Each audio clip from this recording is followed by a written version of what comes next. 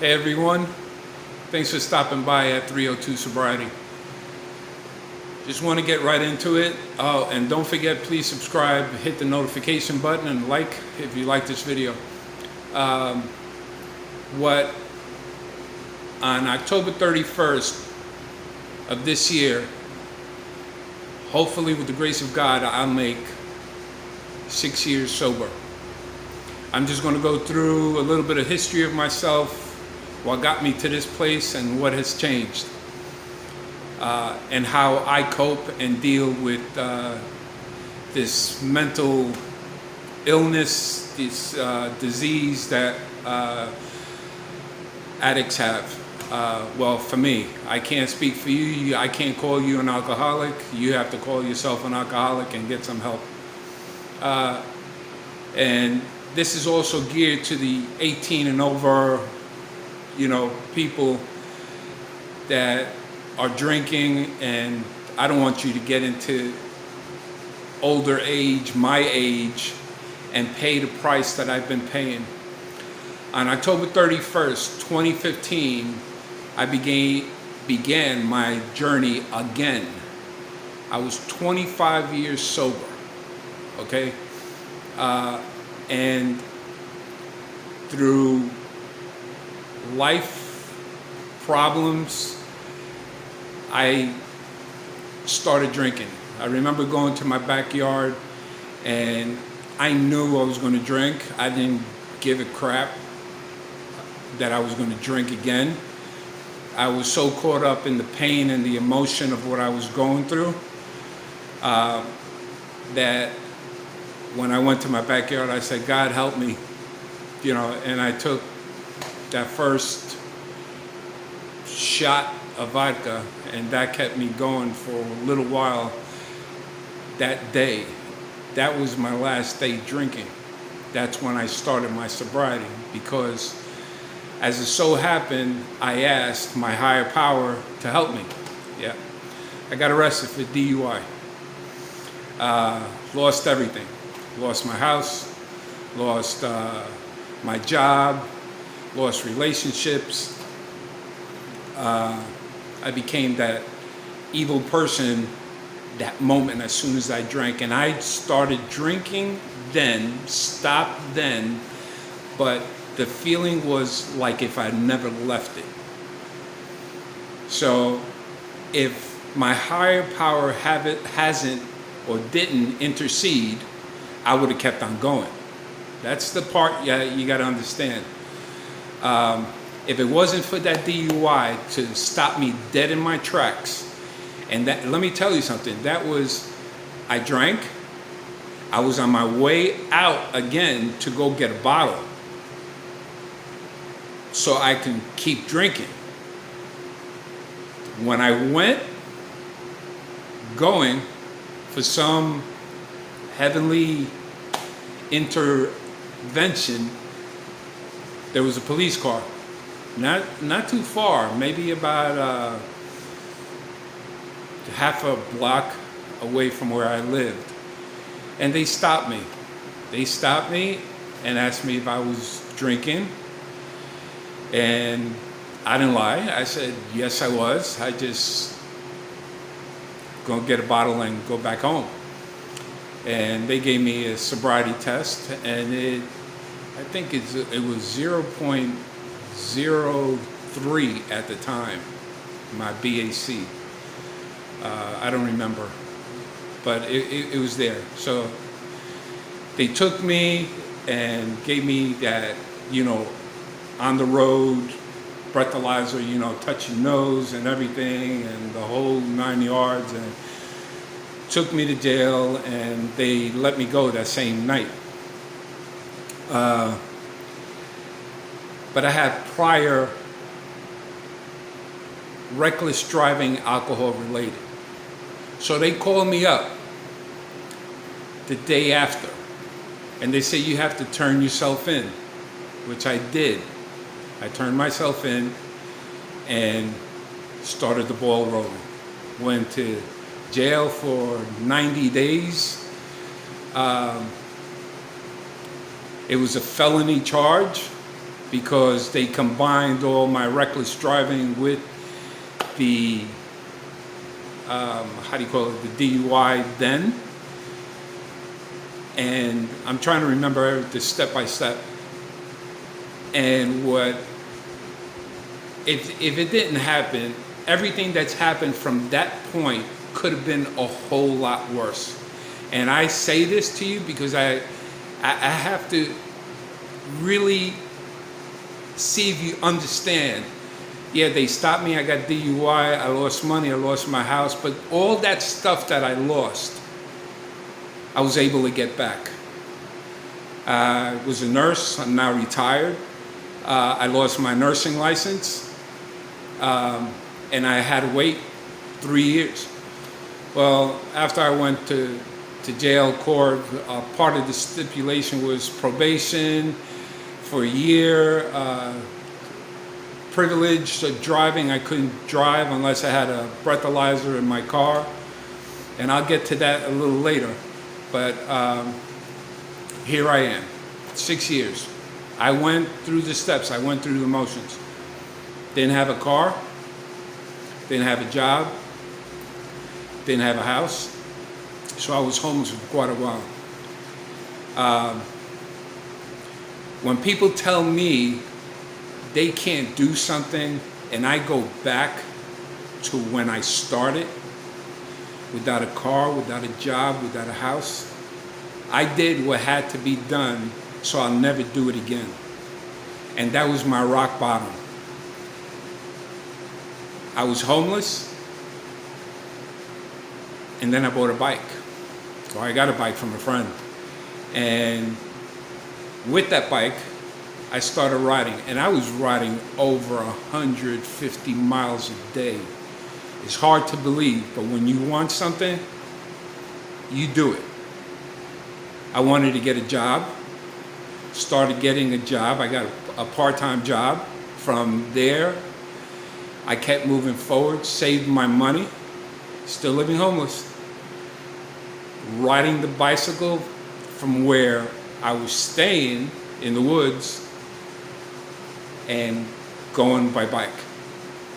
I would hit up McDonald's, Walmart, and bathe up, shower up. I had my clothes, change, go to work, come back, and the process kept going. From there, I saved up money, bought myself a van, which is the van that I post in these videos. That's why I won't get rid of my Maria. That's the name of my van. When I first took the drink, I had they call it the old fuck it's, like fuck this, fuck that. I was to the point, because of all the pain that I was feeling, the emotional pain I was feeling through what I was going through, I said, fuck it, I'm gonna drink. And that's that little monkey that's on your back always. It'll catch you off guard. You might not believe it, you say it's not gonna happen to me, I'm strong enough. Okay, fine, that's cool. Keep it in mind all the time, and for me, I have to keep it in mind every single day.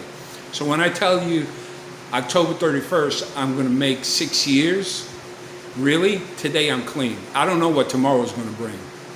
And whatever happened in the past, I can't forget, because I have to remember it, not to relive it. I go to my AA meetings on Zoom. I have this platform that I speak to you guys. I read my AA book, and let me tell you, AA works for me. Whatever works for you, find it. If you know you're in trouble, because my life became unmanageable. I could not hold a job. I was going crazy, doing crazy stuff. Everything was about me. Screw everybody. Yeah, physically I was present, but mentally I was just thinking about, let me get out of here so I can go get a drink or whatever it was. And that's why it's so important. It's so important to understand that it's a disease. don't forget, I'm 63 years old. I started when I was really young. I'm not going to tell you how long. If you look at my other videos, it'll tell you at what age I took my first drink, and you'll be surprised. And it wasn't 13, it was a lot younger than that. And it was a cultural thing. And I didn't know that I had that I want gene, the addiction gene. I guess I had it since birth because you couldn't give me a cookie and I'd be happy with 2 cookies. I had to eat the whole cookie jar until I stopped, and then I wanted it, and then I wanted more, or I wanted something else. And if I went out and we were having fun in the park, I didn't want to go. I wanted to stay there. I wanted to keep having fun. That euphoria that I was getting when I was at a young age just escalated through grammar school, high school, college. After I got out of college and everything, I mean, it just I made it a higher level. And the guys that have been drinking and want to stop know what I mean. I have 2 children. I almost screwed up our relationship. Our relationship now is so close, and it's not about me. It's more about being passionate to them, to people, to be kind. Don't get me wrong, it's hard sometimes. It's very hard. But I catch myself, something that I didn't do before. I wasn't thinking about the consequences. Right now, I'm looking for some land. Hopefully by April, I'll move and get a large piece of property because I want to live off grid. I want to just be by myself and do what I need to do for me. I have select few friends. These are my positive core friends. I have some on Instagram, some on YouTube that I could speak to, and they understand. They check up on me. You know, I check up on them. The fellowship for me has worked so much. I developed a relationship with a lot of people, and that's what keeps me going. Because once I forget and I get idle time, I don't know what I'll do. You know, I start feeling sorry for myself, blah, blah, blah, you know, blah, blah, all the excuses will come up, and I start getting into my head and start feeding my thoughts with negativity. So what I've been doing from day one to the present is all about positive things to do. And it's worked fine for me. Understanding what alcohol does to your body works for me. When you drink, what it burns, I have health issues because of alcoholism. I have severe problems. I'm lucky I'm alive now. Honestly, I would have thought I would have never reached 17 years old, 21 years old, and here I am at 63 talking about it. I think God has a bigger plan for me.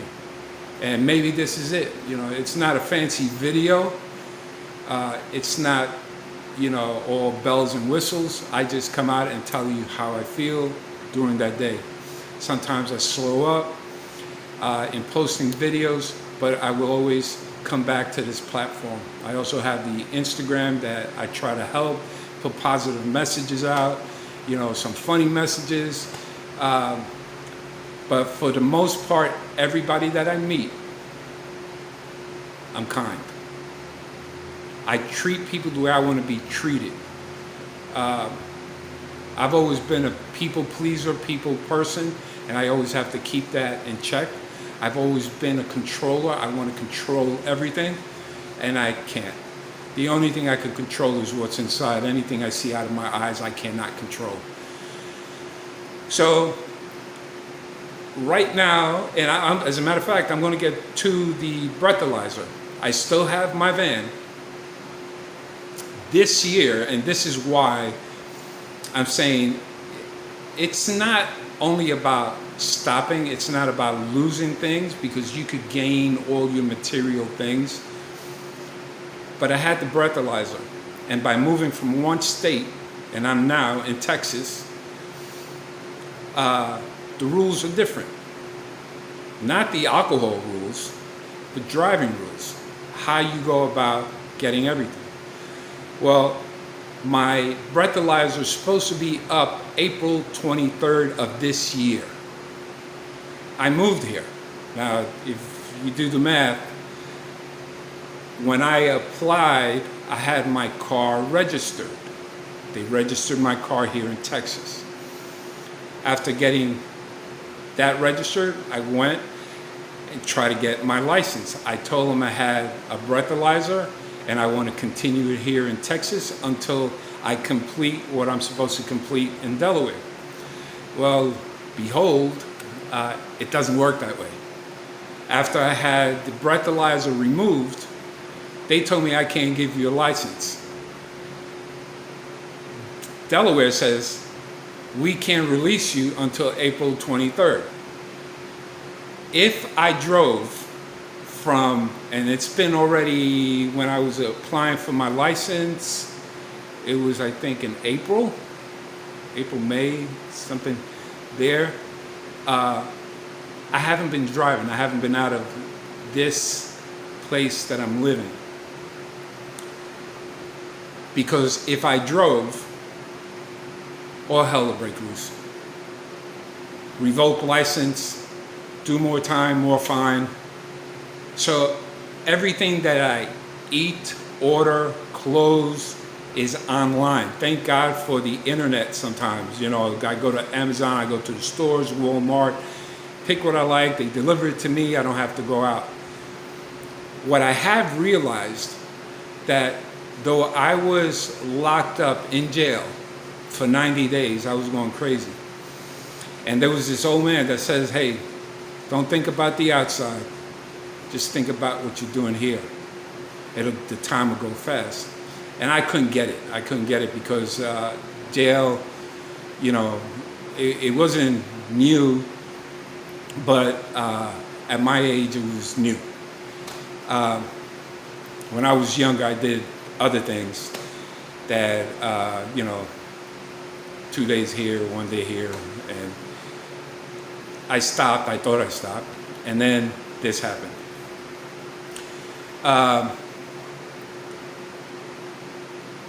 Since I've been living here and not being able to go out, or I shouldn't say not be able, I can go out. I could take the chance, which I would have if I would have kept drinking. I would have taken my car with my registration that I have. The only thing I didn't have was my license. So I could have taken the ride and chance it. Hopefully the cops wouldn't stop me, but I didn't. I'm sticking to this. April 23rd, I have about 5 months left. I think 5-6 months.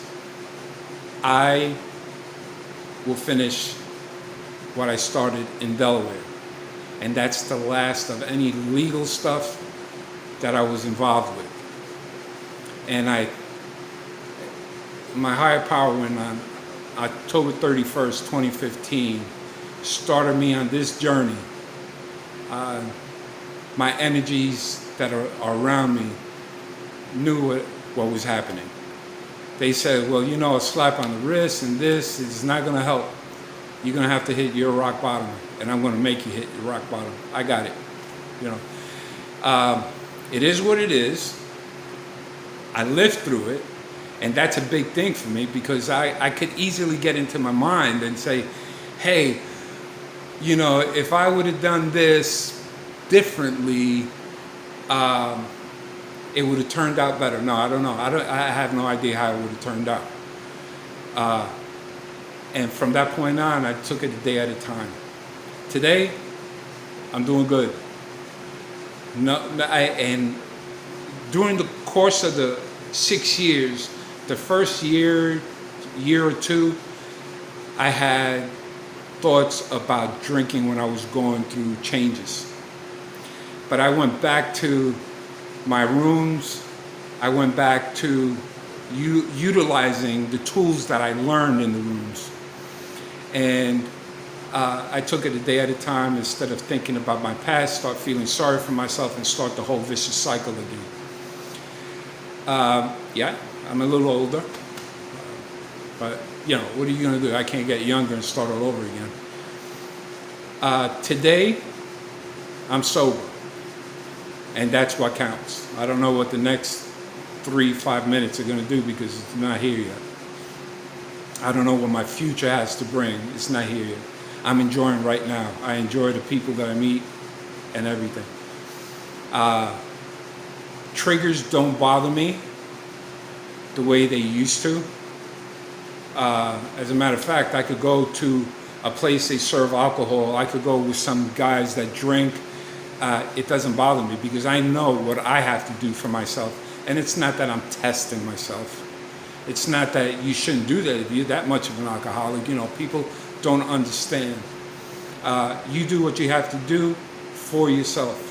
When I decided to help myself and do this for me, not for anybody else, not for my kids, not for my family, not for friends, I did this for myself. I knew I was in trouble a long time ago. Some people try to tell me, but you can't tell the drunk person that you got to stop. I didn't listen. So this is where I'm at right now. And the prison part that I'm saying, you only lock yourself up in your mind. Because for me, these past few months that I've been here, it's like I get antsy sometimes. I want to go out and drive. I want to go out to this place. I want to enjoy life outside. I will. I got to keep in mind, I will. I got a date.